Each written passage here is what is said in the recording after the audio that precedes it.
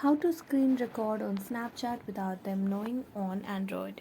Hello everyone, welcome to this channel. I'm Emily and I'm here to help you out today. So without any delay, let's get started. Now first of all, go to the Play Store application and make sure that your Snapchat application is updated to its latest version. So just tap on Snapchat and here as you can see it is updated to its latest version. So I'm going to tap on open and it will lead me to my profile.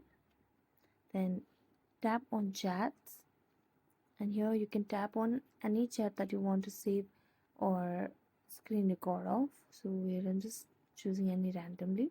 So now when you want to screen record on Snapchat without them knowing on Android, we have to make sure that we disable the Wi-Fi and our cellular data and tune in the airplane mode. And when we turn on the Wi-Fi and screen record, the other person gets the notification that you have screen recorded and they would easily know what you are doing. So to not let them know and screen record, we're just gonna turn off the Wi-Fi and then check the snap. Then we're gonna screen record this whole snap and it will not be notified to that person. So thank you so much for watching this video. If you enjoyed it, don't forget to like, subscribe and hit the bell notification for more updates. That's it for today. See you next time.